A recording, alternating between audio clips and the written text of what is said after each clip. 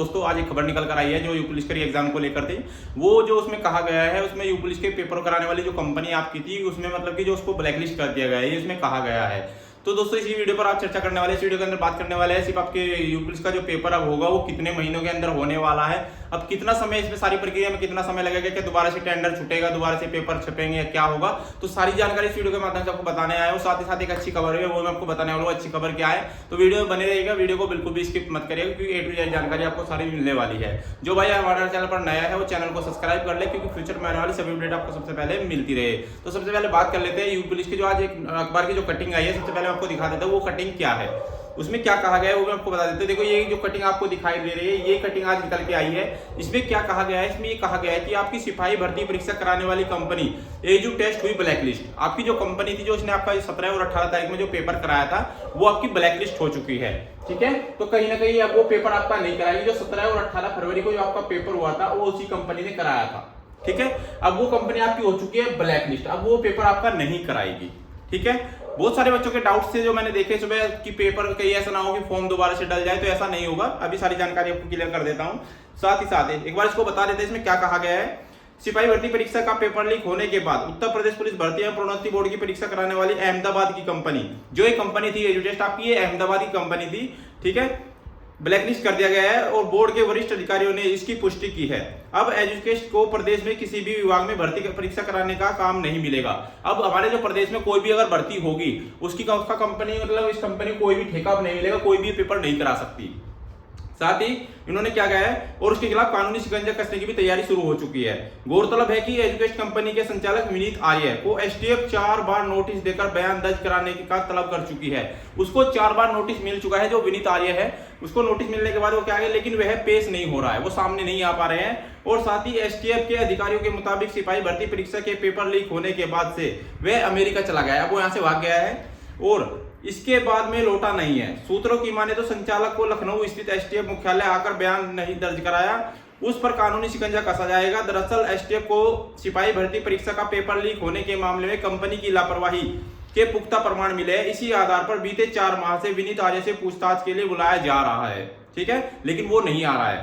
साथ ही paper leak कराने में अहम भूमिका निभाने वाले प्रयागराज निवासी राजीव के बयान दर्ज के आधार पर एसटीएफ के मास्टरमाइंड सुभाष प्रकाश की तलाश भी तेज कर दिया। अधिकारियों के मुताबिक सुभाष प्रकाश, राजीव नैन, रवि अत्री आदि का संगठित गिरोह है जो प्रतियोगी परीक्षाओं में पेपर लीक कराता है। ठीक है, देख इसमें ये कहा गया है कि आपका जो पेपर कराने वाली कंपनी थी वो तो ब्लैकलिस्ट हो चुकी है। अब ये मान के चलेगा अगर ये कंपनी आपकी ब्लैकलिस्ट हो चुकी है तो अब आपका पेपर कब हो सकता है, कितने महीने के अंदर पेपर हो सकता है, क्या दोबारा से टेंडर छूटेगा या नहीं छूटेगा, दोबारा से फॉर्म भरे जाएंगे या नहीं भरे जाएंगे, उसी पर चर्चा करने वाले हैं। सबसे पहले बात कर लेते हैं। देखो अगर ये कंपनी ब्लैकलिस्ट तो हो चुकी है, ये तो खत्म हो चुकी है बिल्कुल, अब ये तो पेपर नहीं कराएगी। अब कोई दूसरी कंपनी आएगी, कोई दूसरी कंपनी आएगी जो आपका पेपर कराएगी। अब वो कंपनी किस तरीके से आएगी, तुम्हें पता है कि टेंडर छूटेगा इसका भी। ठीक है, क्या होगा, इसका भी टेंडर छूटेगा। अब वो टेंडर कौन उठाएगा, अब ये देखने वाली बात है। अब इसमें कितना समय लगने वाला है ये मान के चलेगा। अगर इसका दोबारा से टेंडर छूटता है तो टेंडर अगर छूटेगा तो वो टेंडर छूटेगा कम से कम उसमें 15 से 20 दिन का समय लगता है। जैसे आपने देखा होगा पहले भी जितने नोटिस आए थे उसमें एक आया था कि 10 दिन के अंदर 15-20 दिन के अंदर जितनी भी कंपनी है वो अपना आवेदन कर दे। ठीक है, तो उसमें कंपनी अपना भाग लेगी, कंपनी में उसमें नियुक्त की जाएगी कौन सा कंपनी आपका पेपर करा रही है। ठीक है, तो उसमें से एक कंपनी आपकी नियुक्त कर ली जाएगी। जो कंपनी आपकी नियुक्त होगी तो ये मान के चलेगा नियुक्त होने में ही कम से कम आपके 30 दिन या 40 दिन भी लग सकते हैं। 30 से 40 दिन, इतने दिन आपके लग सकते हैं। उसके बाद जब ये कंपनी नियुक्त होगी, कंपनी नियुक्त होने के बाद फिर क्या है, आपके जो पेपर होंगे, ठीक है, जो आपके पेपर होते हैं उनको प्रिंट कराएगी और प्रिंट कराने में भी समय इनको लगेगा। तो प्रिंट कराने में इनको समय लगेगा, फिर मान के चलेगा कि 20 से 30 दिन मान के चलेगा, फिर इनको इतना समय पेपर प्रिंट कराने में भी लग सकता है। तो कहीं ना कहीं उसके बाद आपके जो नोडल अधिकारी होते हैं ये भी नियुक्त किए जाएंगे।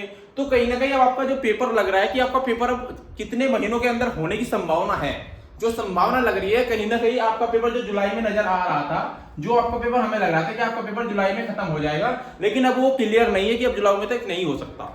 लेकिन एक खुशी खबर मैं आपको बता दूं, एक नोटिस और आया था, उस नोटिस आपने देखा हो, उसमें कहा गया है कि नोडल अधिकारी के व्हाट्सएप ग्रुप बनाया गया है। अभी आपने देखा होगा, वो आपको दिखा दूंगा। ठीक है, टेलीग्राम से जुड़ जाइएगा। नोडल अधिकारी मतलब अभी मान के आगामी सप्ताह में आपका पुलिस का पेपर होना है। अब ये खबर सही माने कि आपका जो अभी खबर आई थी वो सही माने, तो इसमें थोड़ी दिक्कत वाली बात है, लेकिन ये खबर ज्यादा लग रही है कि कहीं ना कहीं कंपनी आपकी जो है वो ब्लैकलिस्ट हो ही चुकी है।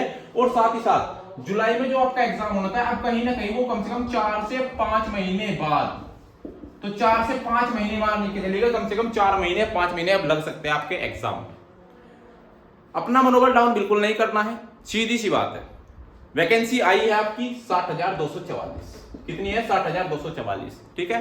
फॉर्म आपके पड़े हुए ही है, ठीक है। पेपर भी होगा, कंपनी भी नियुक्त होगी, घबराइएगा नहीं। ऐसा नहीं है कि आपके फॉर्म दोबारा से भरे जाएंगे, फॉर्म दोबारा नहीं भरे जाएंगे, ठीक है। जो फॉर्म पहले फिल हो चुके हैं वही फॉर्म है, उन्हीं के एडमिट कार्ड आएंगे, ठीक है। बस आपकी कंपनी चेंज हो गया, वो कंपनी चेंज होने में कितना समय लगता है अब उस पर वो क्या है, भर्ती बोर्ड के हाथ में है कि वो कितना समय लगाती है। तो बिल्कुल घबराना नहीं है, मन लगा के तैयारी करनी है, जिस तरह से लगे हो बस उसी जज्बे से लगे रहो, ठीक है। कामयाबी आपको जरूर मिलेगी, जो निरंतर तैयारी करता रहेगा वो जरूर कामयाब हो जाएगा। लेकिन जो ये सोचेगा कि यार अब फिर भी पीछे हट गया, पढ़ने में मन नहीं लगेगा और वो छोड़ के चला जाएगा, फिर दोबारा स्टार्ट करेगा जैसे एग्जाम डेट आएगी, वो कामयाब नहीं हो पाएगा। इसलिए मन लगा के तैयारी करते रहेगा, जैसा भी होगा आपको जानकारी मिलती रहेगी। आप हमारे चैनल से जुड़ जाइएगा, चैनल को सब्सक्राइब कर लेगा और वीडियो अच्छी लगी तो लाइक शेयर जरूर करना, चैनल को सब्सक्राइब कर लेना, क्योंकि फ्यूचर में आने वाली सभी अपडेट आपको सबसे पहले मिलती रहे। तो मिलते हैं अगले वीडियो में, तब तक के लिए जय हिंद जय भारत।